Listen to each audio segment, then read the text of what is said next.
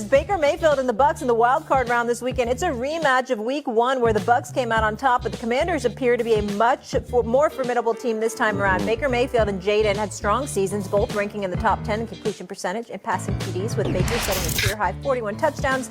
This Sunday features the second postseason matchup between Heisman-winning quarterbacks in NFL history. Oh. Shannon, which quarterback do you trust more? Is it Jayden or Baker in the wild card? Man, this is a tough one here. I'm going to go Baker for the simple fact, I think, because he's played in the playoff before. He's played really well in a playoff game before. And so I just trust him. I know Jayden Daniels is going to be Offensive Rookie of the Year. He's played extremely well getting this team. What they win? 11, 12 games this year. They're a very good football team, very well coached. Dan Quinn is going to get some Coach of the Year considerations, although I think Kevin O'Connell probably should win that award.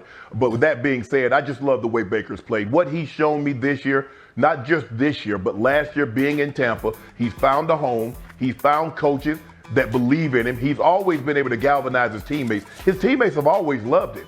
And so that's the great thing. Your teammates love you, the coaches believe in you, and now the fans appreciate what you do. Man, I think I'm going to go with Baker for all those reasons, because I love what he's done over the last 2 years since he's been in Tampa. He's been in big games before, so I'm going to give the nod to Baker. Yeah, I agree with you here, Shannon. This is a Baker Mayfield for me, and this is no slight to Jayden Daniels, to your point, who's had a heck of a season, and the Commanders have played extremely well. I think last week when and the numbers speak for themselves: 41 touchdowns, 16 picks. Baker's had a career year.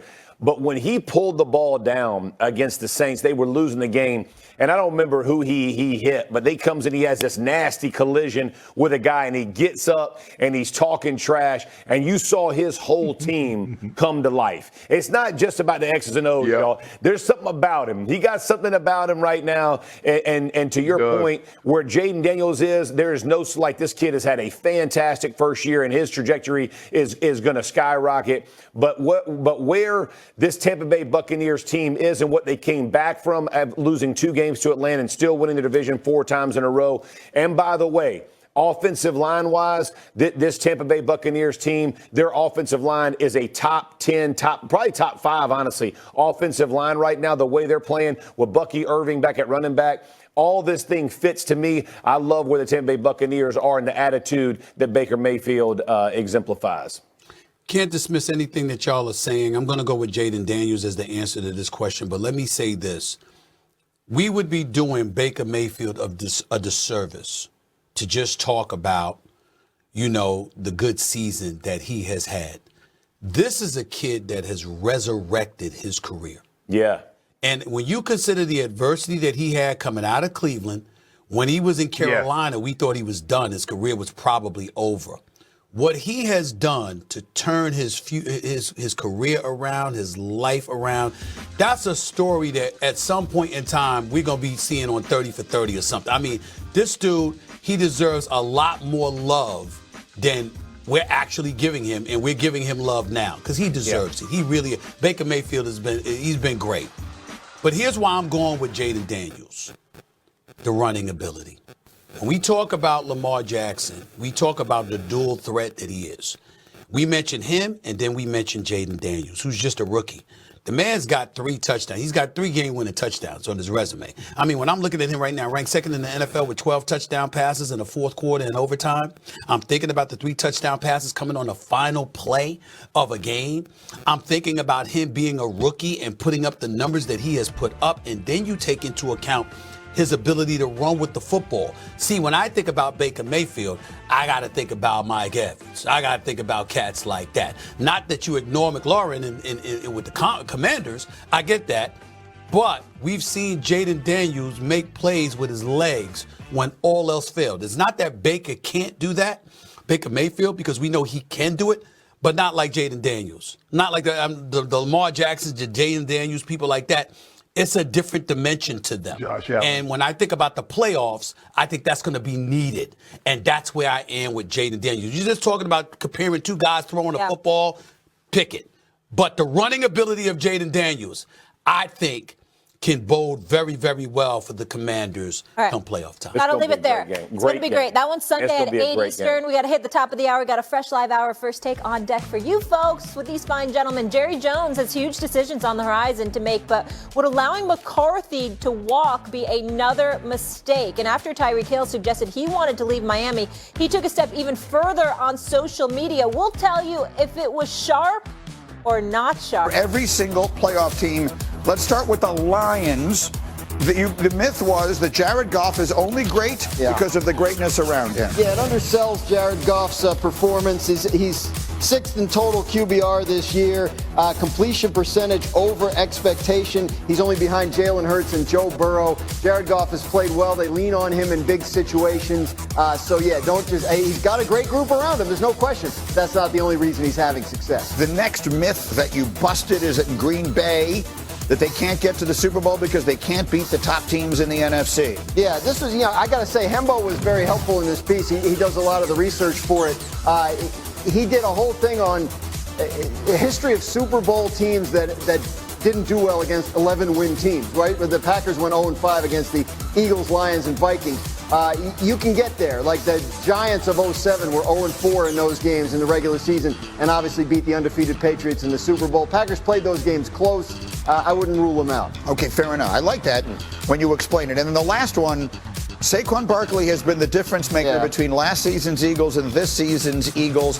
Why is that a myth? Because the defense has been the difference between last season's Eagles and this season's Eagles. Saquon Barkley is brilliant, outstanding player, and has been huge for them. But the fact of the matter is, last year's offense, Eagles offense, ranked very similarly to this year's Eagles offense. The defense, not so much. Last season, the Eagles were 29th in defensive efficiency and 30th in defensive EPA. This season, they're first and second in those categories. That, to me, feels like a big jump. I don't know.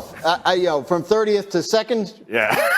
I would take it better if you weren't a Saquon hater, but you guys I'm not a Saquon hater. A little bit of a Saquon hater. Inaccurate. You're a Saquon diminisher. Yeah. I'm a realist. It felt a little unusual to hear you say all those nice things about Saquon. I looked at Jeff, was like, what'd they do? Ever. Here's where I will agree with him. I think Saquon has been magnificent, and I think that his energy has sort of really helped. But I think if you had to name the most important person or addition on that team, it's Vic Fangio. No question. I would consider giving Vic Fangio the Coach of the Year award, even though he's not a head coach, because that team, they weren't just bad defensively. Like, even people like me who didn't play it or coach it could see they didn't look like they knew where to line up. Yeah. They didn't look like they cared. That defense splintered last year, and he has put together something special. Yeah, he's got all the young players on that defense playing lights out, and he puts it. He challenges them, but makes things simple for them. He does a lot of really good things. He's been my coach, so I'm just telling you, it seems complicated at first, but once players figure it out, they love playing in their system. And if you play hard, you're gonna have some big numbers. The young players are playing really well. The flexibility of their defense is impressive, and Vic Fangio deserves credit, but Howie Roseman deserves credit too, because he has the crazy draft philosophy of, are you big, are you fast? Yeah? And come on over here, you can play for us. That's and right. It works out time and time again. In the meantime, let's get to what really matters with the Eagles. I said to you earlier, could we be living in a world where their flight to the Super Bowl gets grounded a lot earlier than we are expecting? Jalen Hurts being in concussion protocol didn't get a lot of attention last week because since the Eagles were sitting so many people, we kind of overlooked the fact that Hurts wasn't playing. But he couldn't have played even if they wanted him to, and he's still in the protocol. Still in the protocol. So the concussion protocol, return to play protocol is 5 steps. You have to clear them in order, and at each stage, you have to be reassessed to see if you had a recurrence of symptoms. And if you do, you go back to step 1.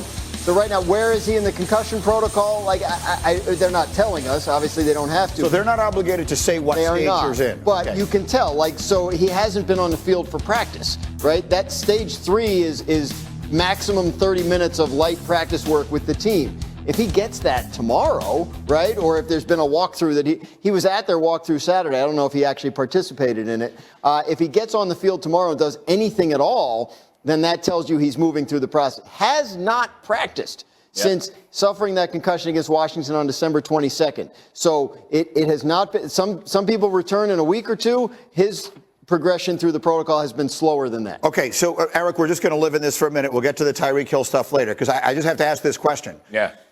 I think we all expect him to play because that's just that we're conditioned to expect that sort of thing. But concussions are very unpredictable. Absolutely. So I'm asking you directly: if Jalen Hurts doesn't play, do the Eagles lose? Ooh, a strong possibility. This Jalen Hurts to me is the loss of him will be a massive deal for the Eagles because of this. Offensively, when they get to the red zone on fourth down, like you brought up, Sure. he is the difference maker. The tush push, the zone read, the ability to move him out of the pocket and get the ball to AJ. All of those things matter for Jalen Hurts and the way the offense runs.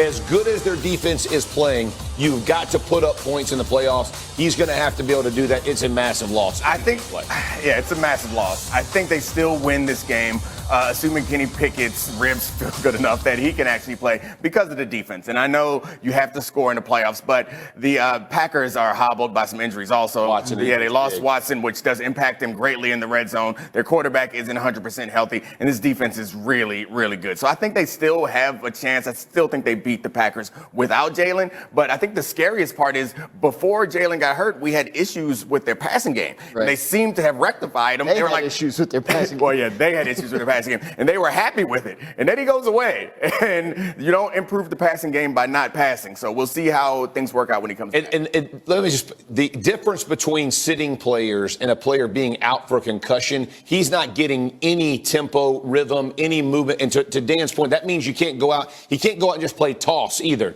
Like there are rules that allow him or don't allow him to get out there and continue to work.